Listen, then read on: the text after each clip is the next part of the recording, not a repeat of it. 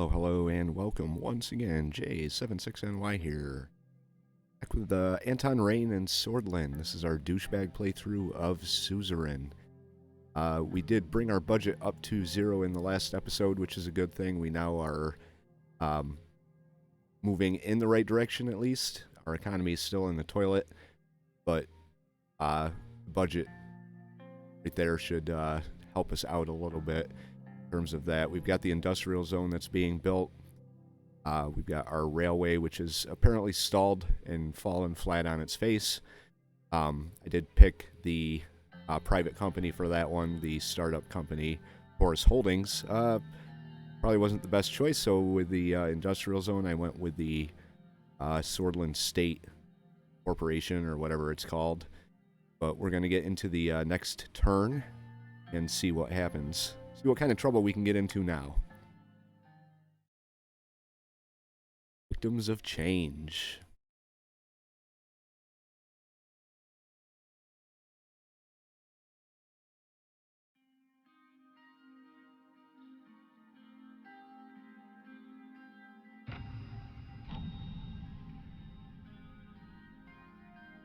Great. Let's see what we have to work on now. Reports first. It is reported that in the villages around Suzerain, a group of BFF missionaries are seeking to recruit militants to fight for the BFF. Governor Brown reported that the gendarmerie forces in the area are now actively working towards eliminating the threat. Okay. The BFF appears to be stepping up their game for the time being. I think it's about the only thing that we have to do. Let's take a look here. The Radical has to say, world ignores the brutish plight. Barred from high-paying jobs, discouraged from attending universities, spat on in the streets. Where's the outrage against Sordland's relentless oppression of the Bloods? For decades, Bludish swords have been treated as lesser beings, with the law still allowing rampant discrimination from businesses and educational institutions. We call on the international community to raise awareness of this tragedy so that we can begin promoting equality among all Sordish citizens. Well, not going to happen, if I have anything to say about it. Volgish man shot after burning Agnolian flag. The situation with Volgsland and Agnolia is heating up.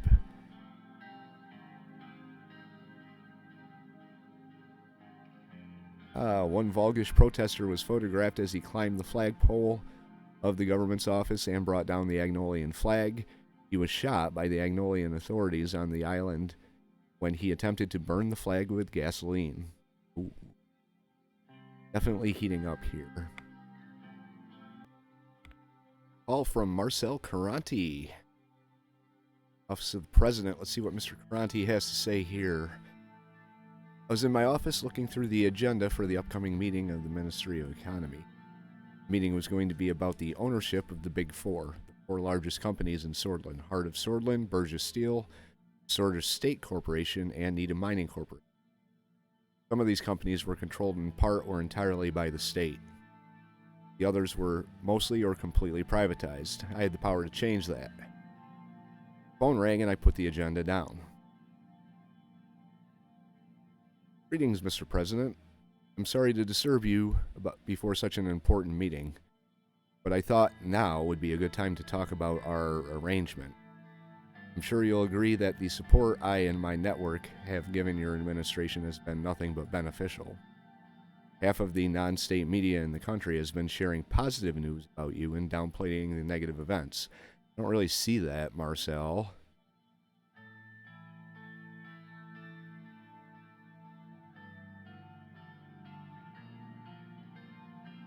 Always more you could be doing for us. Mr. Rayne, we essentially acquired Lockhaven Times and have been coordinating media publishing across the 3 largest broadcasting organizations. Nobody in the entire country is supporting you as much as I am. I heard him knock on wood. On another note, I can't help but mention your tax hike, Mr. President. The increased taxes have made a substantial dent in HOS network profits. This has hurt the backbone of the Sordish economy, but I assure you it is nothing we can't endure. Good. You don't have a choice. Out of goodwill, I will share a key piece of information. Lothburg Group has contingency plans if you decide to do anything rash that would disrupt their empires. Can't blame them, can you? Imagine someone trying to take your authority and personal wealth away without your consent. They'll have to deal with whatever I decide. It's a tough world. We will only ask for a reasonable share, and I don't see why we should remain enemies. They're going to have to deal with what I decide. Please don't take what I'm about to say as a threat. If you're not careful about what happens next, it might cost you dearly. Nobody wants that. If everyone plays their cards right, it will be all fine. Now, let's talk about those cards. Since the start of your campaign, you've adamantly promoted a planned economy. Going by that, I am worried that you will attempt to nationalize Sordland's largest private corporations. Nationalization as a concept goes against everything my father built and stood for. Well, I mean, I did it from the beginning of my campaign, so it's really no secret that I'm on to the planned economy route. But if you do want us to go down this road, I must insist that you exclude HOS from any such plans. That is my most important request. You may recall that one of the terms of our agreement was that I may ask you for one favor. Well, that is it. Don't get your knickers in a twist. I was planning on leaving HOS alone anyway. Oh, go with that one. I kind of want to keep them on my side. Not sure if there's really much of a benefit for that, given Lockhaven Times is one paper among many. So, let's see what happens here. Those other papers haven't exactly been friendly to me. Now I can always lie to them, so whatever. I knew we'd be on the same page. I am raising my glass to you right now, Mr. President. There's actually one more thing I would like to discuss. Mr. Tusk is unfit to be the spokesperson for the Lothburg. His archaic thinking has only preserved a status quo that benefits himself and a few precious others. High time something changed. Who do you have in mind to replace him, I wonder? Who do you think? Me, of course. Here's what I propose. Win-win situation. You'd use your powers to make Bergia Steel, Tusk's main company, state-owned. He would lose considerable influence. Means I could take over. If I take over with your help, I will be forever indebted to you and support you in all your goals, be they re-election or something more. How does that sound? So Bergia Steel. Sounds good. I don't like Walter Tusk anyway. And I've already screwed him over once, so okay. But I do kind of want to keep on this guy's shiny side, so I've taken up enough of your time today. That was a very productive call. Thank you for your time. And I'll just hang up on him. After a couple minutes, I went back to reviewing the agenda. Right. Now what does the radical say? Refugees suffer because of rain. As more and more Bloods and Wessex attempt to flee Wayland, we are seeing the consequences of Anton Rayne's inhumane border policy. Turned away from Sordland, families face homelessness, starvation, and persecution from Victor Smolak's regime. Some head to Lesbia, where they are accepted, but must undergo the country's labyrinth asylum process. Politicians there are already complaining of a refugee crisis. Right. Read the report from Volksland. Protest against the emergency. Large group of people gathered to protest in the Vesord city center and asked for the resignation of the USP government. The Vesord police chief reported that the protesters turned violent when riot police arrived on scene and were forced to intervene. Small-scale clashes erupted between the groups and riot police, but the situation was brought under control and the group has dispersed.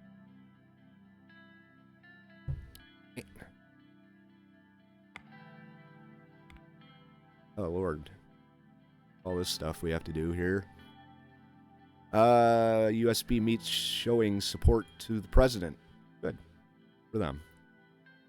Yesterday's internal USB meeting, a large group of party members voiced their support for the president after the Supreme Court took the case to review the legality of the emergency. Vice President Vectorn criticized the Supreme Court for obstructing duties of the administration.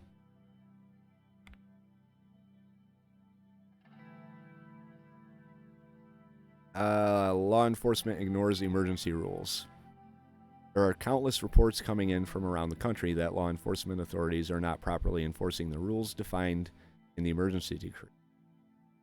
Reports have increased in number right after the Chief Justice announced the courts will be taking up Richter's case to review the constitutionality of the decree.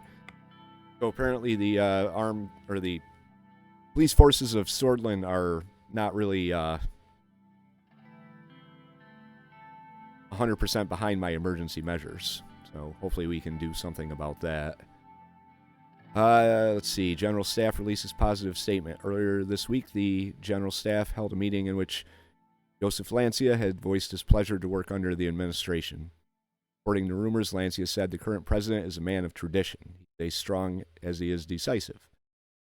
I had worked with President Sol before I knew President Sol. He was my friend. And I know that he is proud of what President Rayne has achieved. That's great. Fantastic. Next thing we have to do is a requested meeting with Lucien Galad. Alright. Let's see what Lucien has to say. Lucien scheduled some time with me to discuss the potential political repercussions of the upcoming economy meeting. He arrived on time as usual and took a seat right across from me. Good morning, Mr. President. Lucien had dark circles below his eyes. A plethora of political developments must have been weighing even on a workaholic like him. Discuss the meeting. I booked some of your time to pre-plan for today's meeting at the Ministry of Economy.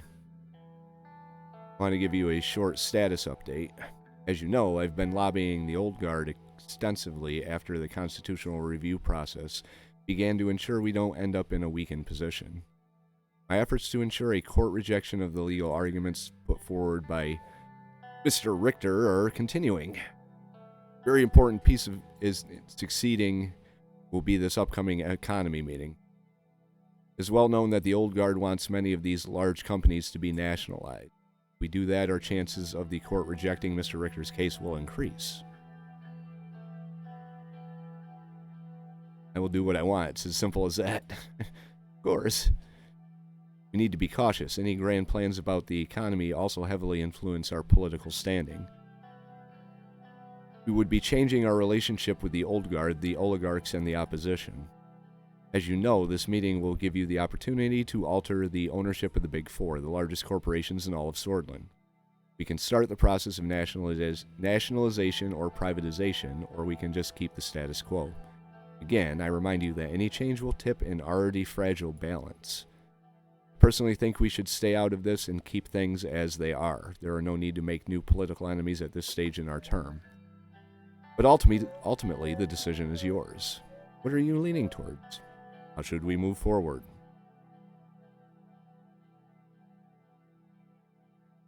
We will nationalize these companies. I have to ask, why? What are your intentions? The court needs to pass that review for us to continue uninterrupted. The decree must be deemed constitutional. If we want to improve our relations with the East, we need to nationalize our economy. I cannot allow a major part of the country to run without my input as president. The oligarchs must submit to me. I'll go with that one. It's true that the more control we have, the better. Your administration still bears responsibility if we let the oligarchs determine the course of the country. One thing to remember is that since you've been transparent about promoting a planned economy, nationalization will not cost us much support. And took note in his notebook. I received a report from the Ministry of Economy that may impact your decision. Unfortunately, we have missed our government budget targets for the current quarter. Plan to change the ownership of important assets could help us generate much needed resources to further improve economic development before the next election. Just something to consider, as is our relationship with the oligarchs. Might be aiming for nationalization, but we need to remember that they only care about their own profits. Unfortunately, we aren't on good terms with them. The situation has been obstructing some of our efforts in the economic recovery. If our nationalization plan hurts their assets too much, we may end up at war with the men who control much of the economy. We don't want the Lothburg Group to be our enemies. It'll endanger our re-election. If we nationalize only part of their companies, perhaps we can avoid a confrontation. The oligarchs must be destroyed. Seizing their assets is the way to go. It's kind of what I talked about with that Supreme Court justice that came to see me, the one that I spent the whole time insulting. I'll put up a tough front with Lucian here. The only way to avoid being damaged by such a dramatic action is a swift surprise takeover. Some of my connections indicate that there seems to be a contest for the leadership of the Lothburg Group. Looks like Marcel Karonti is making moves to become the key figure. Way ahead of you, Lucian. With the times. Karonti probably wants his father's seat as the head of the group, and Tusk doesn't want to let go of it. There's a significant power struggle, considering these are the head of Sordland's two largest private corporations. Because we're going down the path of nationalization, we will have the power to tip the balance towards either side. Since you have already made the decision to nationalize, you need to be decisive in your follow-up actions. Did Marcel or Tusk contact you? Received a call from Marcel. What did he ask for? He wanted to make a deal to leave HOS untouched. And then I'd think about it. Oh, very well. Is that all he wanted?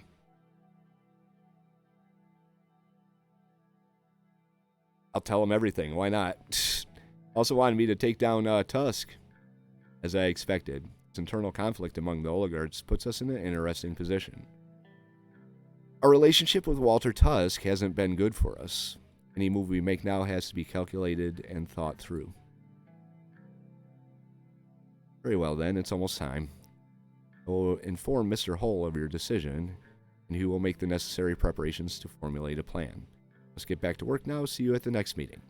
Bye. All right. What do we have here? Legal crossing rise at Wayland border. Border police have reported an increased number of arrests as Bludish and Wezek refugees attempt to enter the country from Wayland. Temporary detention centers have been erected in Suzerain to process the deportation of illegal immigrants. Immigrants. Auxland Navy active in Markian Sea. Helgeland Island has been disputed territory for many years between Agnolia and Volksland, with Sordland standing on the sidelines. Volksland's increased Navy activity in the Markian Sea are heightening a standoff between the two nations and sharpening their rivalry. Hey. Yeah. Got my son Noah watching here. He's post-snap model. Wanted to make everyone aware that he was here, so he said hiya. And considering he's 13 months old, I can't resist saying it back. If you hear me keep going hiya, I'm not practicing karate or anything. Tensions keep rising in the Markian Sea. According to reports from the Agnolian government, the Volkslandian fleet, which has been patrolling the Markian Sea, was directly responsible for the disappearance of two fishing vessels, a drilling ship, and an oil tanker that belonged to Agnolia. Prime Minister Van Horten called the Alliance of Nations to investigate the incident. Prime Minister Van Horten condemned Chancellor Hagel in his speech yesterday, saying, "The Chancellor is trying to imprison us in our homes with a show of strength." Okay. Let's see what we got here. Ownership change in major corporations. Lucian and I arrived at the Ministry of Economy. Assistants took our coats and showed us into the meeting room where Simon, Edith, Gus, and Mikhail were waiting. I bet. As soon as I entered, their chatter stopped and they stood up. After a few pleasantries, everyone but Simon took their seat. He opened his briefcase, produced a folder, and proceeded to go over some of his documents. Greetings, everyone. Welcome to the Ministry of Economy. Without further ado, we are here today to discuss our economic move towards nationalization. Both Mikhail and Edith had their arms crossed and frowns on their faces.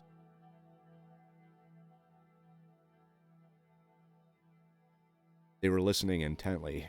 Mr. President, before you arrived, certain individuals in this room were voicing their opinion against a nationalization plan. But as I understand it, your decision has already been made.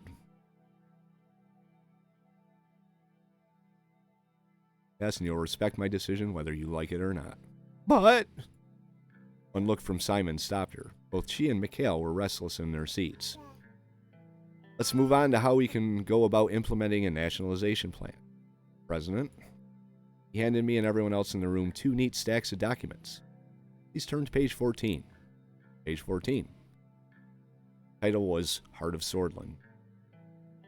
As you can see on the document, the first corporation up for discussion is Heart of Sordland. The Heart of Sordland conglomerate is a multi-industry. This is the one that I'm supposed to be leaving alone.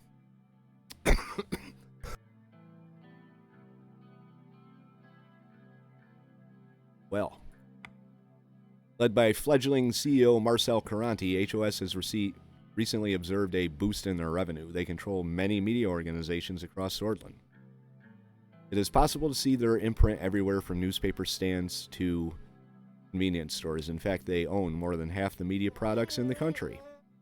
We all know how much of an effect media has on politics. That is the reason I think if we are to nationalize any corporation, HOS should be our target. Must add that I myself am against fully nationalizing any of these companies in principle. However, we could partially move to the ownership of HOS through the state, gaining access to their income to help end the recession and provide for our citizens. I am inclined to agree with you from a political perspective. However, if we are going to nationalize HOS, I think we should go all the way and fully move its ownership to the state.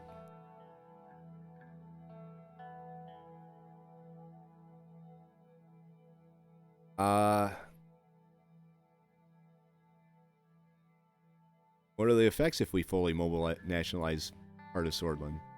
They'd be disastrous is what they'd be. Thousands of assets belonging to Marcel Karonti would now belong to the state. It would scare off many investors and might most likely stop new money from coming in. I'm against fully nationalizing any company. But if you insist on nationalizing something regardless, I would pick HOS. Well, why is that?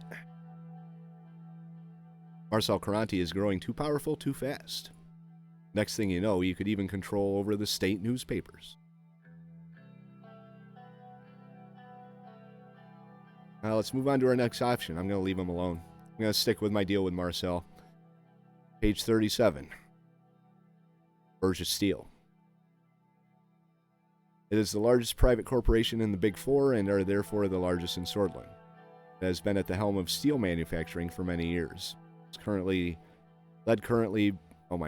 is led by current CEO and Lothburg spokesman Walter Tusk. I believe all of us in the room are familiar with him in one way or another.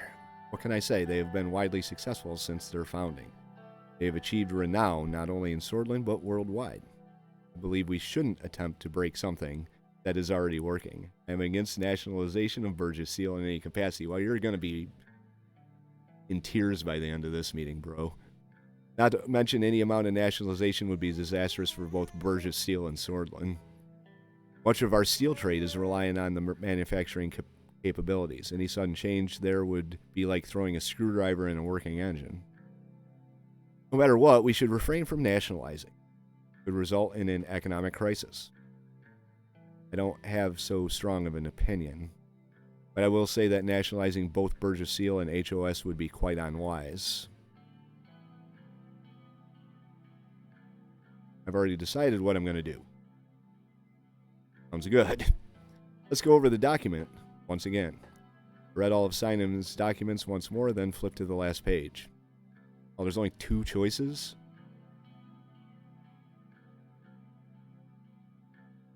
Companies listed below represent the two largest private corporations, play a key role in several strategic industries. You can nationalize them by buying a minority stake, a majority stake, or by acquiring them entirely for state affairs.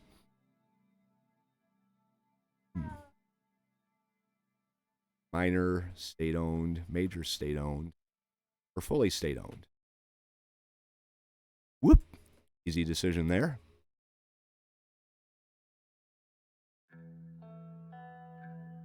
I wonder what would happen if I probably should have asked.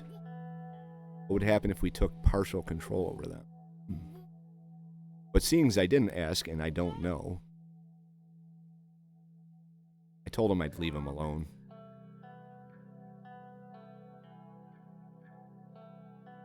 Alright.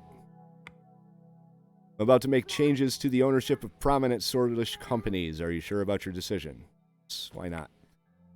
I signed the document altering the ownership of the Big Four, even though there was only two. With a flourish, Simon leaned back in his chair. So, this is the path we are taking. This is absolutely ridiculous. Simon, please tell me you're not fine with this. Please tell me that, Mr. President, you did not just sign this order. You just did, Mr. Avon. And there's nothing you can do about it. Oh, piss off. Mikhail turned his eyes to me. His eyes were wide open with rage. He was clenching his fist so hard that his hands turned red from exertion. What have you done? You... Mikhail, please don't. You're making a great mistake, Mr. President. You've made your preference of Heart of Steel, a media conglomerate, over Bergia Steel very clear. BS is a company that has spent decades defining steel manufacturing in this country. I'm sorry, no matter what I do, I can't understand your reasoning. I don't have to explain myself to you, geek. This was Koronti, wasn't it? So he bought you. I want you to think very carefully of what you're going to say next. Not going to say anything. We're done here. Come on, Edith. We must report the outcome of this meeting. I'm not going anywhere. Mikhail turned to Edith with a sour face. His eyes were shooting daggers. Suit yourself. And, Mr. President, Mr. Tusk will hear about it. You can rest assured. Well, I think he's probably going to fucking hear something about it. At least. Lucian got up from his seat and intercepted him on the way out. He put his hand on Mikhail's shoulder and spoke with a calm, soft voice. I'll be watching you. Oh, Lucian. Didn't know you had it in you, bro. Edith leaned forward to get closer to my ear. President, I've had my fair share of experience. I understand when the cards are stacked against me. I want to assure you, you will find an ally in me. Really? That's kind of a surprise. It better be that Edith way. Better be that way, Edith, for your own good. Sounds wonderful. I'm looking forward to working with you. I'll threaten her. I understand. I must leave now as well. That will be it for today, then. I know everyone has very busy schedules. Thank you all for coming. I want to see the results as soon as possible. Of course, as fast as we can. Put the documents in my suitcase and left the room with Lucian. Alright. Government budget decreased. Yet.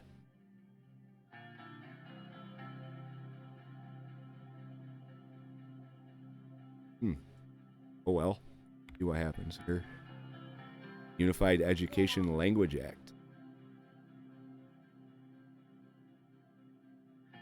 Yeah, this. Everyone's got to speak Swordish. Let's see.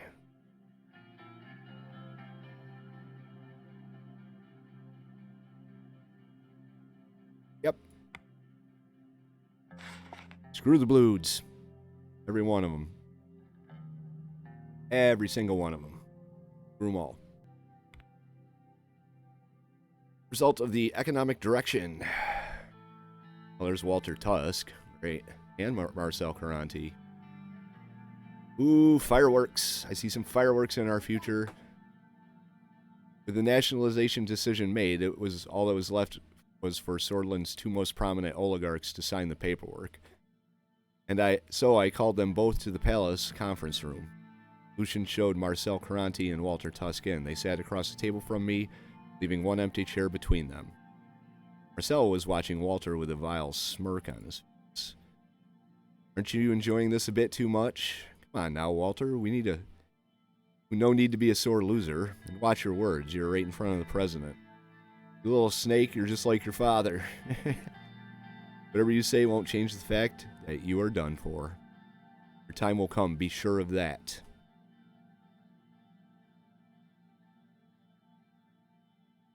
Enough, both of you. I'm not the one who put us in this position, Mr. President. Tusk, you heard the president. Now then, before the conversation is derailed any further, Mr. Tusk, here is the agreement that pertains to the nationalization of Bergia Steel and the transfer of the entirety of your shares to the state.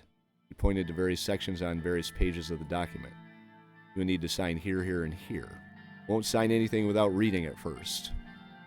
He started going through the papers. When he finished, he turned back to the first page and went over the whole stack again, and again, again. Stalling won't change the outcome. I have to make sure I understand an agreement that takes my whole life's effort away from me. Started checking his pockets. I don't have a pen. Marcel produced a pen from his pocket.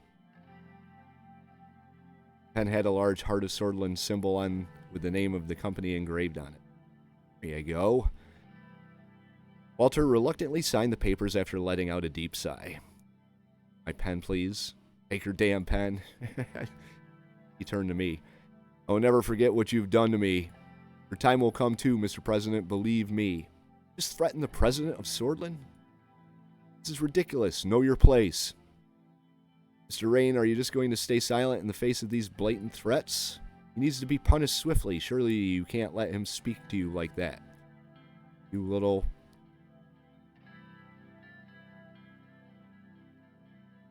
he doesn't have any power anymore. Send him to prison.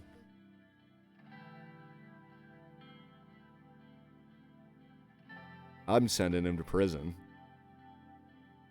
Two guards waiting outside entered the room immediately and grabbed Walter Tusk's arms. No, no, no, no, no! You can't do this to me! You fascist donkey! I'm a fascist donkey, Noah. What do you think about that? I'm a fascist donkey. Well, thank you, dictator. Yep. Get your hands off me. Serves you... Yeah, I know. I know. Serves you right. Good riddance, Walter. I will make sure to pay a visit sometime. I will destroy you. Good luck doing that behind bars. He's gloating a little too much. You're being played by this man. Mark my words, one day it will turn on you as well. I'm not you, Walter. No matter what, you should pay attention to what I do there, Marcel, because he gave me a whole lot of money to do something. I just kind of stuck it to him. So, you're lucky I didn't take your company too, bro. No matter what, I have my honor as a Karonti, and Karontis always keep their word. Cuffed by the two guards, Marcel left the room. Or Walter Tusk left the room. Then Marcel followed. Here we go. So, we are now in charge of Bergia Steel. Walter Tusk heading off to prison. Bergia Steel nationalized. Lothburg Group spokesman oh my lord. The Lothburg Group's spokesperson, Walter Tusk, has shown his discontent by calling the administration's actions unconstitutional and undemocratic. Kinda, but fuck you. And a significant number of investors, both within and out of Sordland, are canceling their orders, most likely due to Mr. Tusk's influence.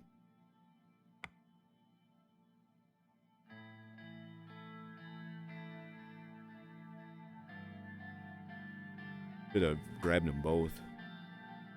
Unlimited power, right? See what this has to say. Factions.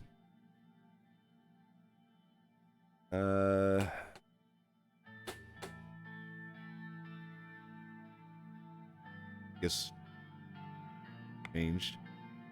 Country overview.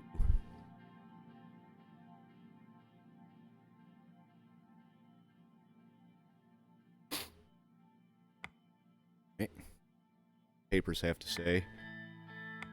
Police launched successful raids.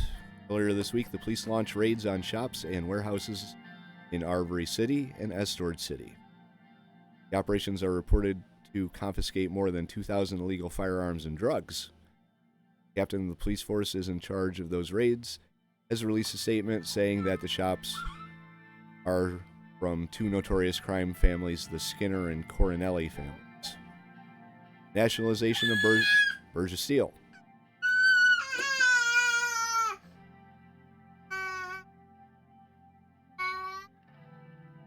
Hold up. All right, today the government has announced changes to the ownership of one of the two largest private corporations in Sordland. Under President Rayne's new nationalization plan, the entirety of Bergia Steel, including all subsidiaries and foreign operations, now belong solely to the state. The move is expected to reduce the extraordinary amount of control the oligarchs have over the Sordish economy.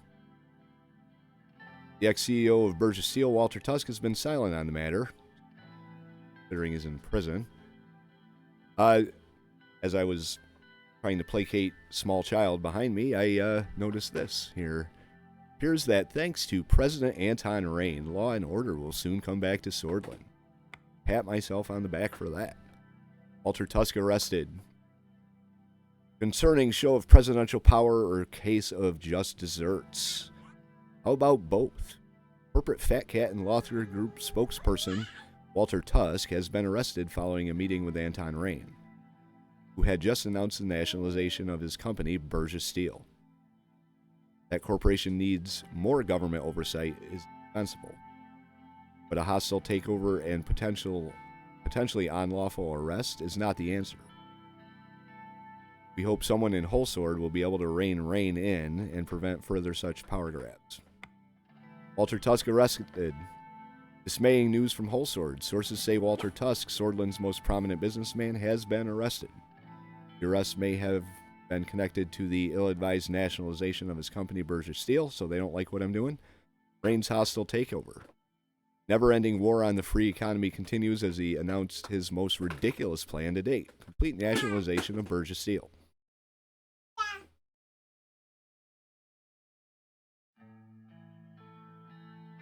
Does I doom the chances of ending the recession? Guess we'll find out, right? Invitation to the movie premiere. And Rumberg whistleblower arrives. We're going to save all that for the next episode. Get into a new direction here. So we are now in control of Bergia Steel. We honored our agreement with Mr. Karonti by leaving his Heart of Sordland Corporation alone. That may cause problems with the Old Guard because they wanted both of them out. So we'll see how that affects things going forward. Anyway, if you like the episode and the commentary in the background, hit that like button. It'll make my 13-month-old son very happy, and me. If you want to follow along with Anton the Douche as we go through apparently wrecking Sordland, according to The Economist, hit the subscribe and come along with us. Leave your thoughts, tips, and advice in the comment section below, and we will see you for our next episode.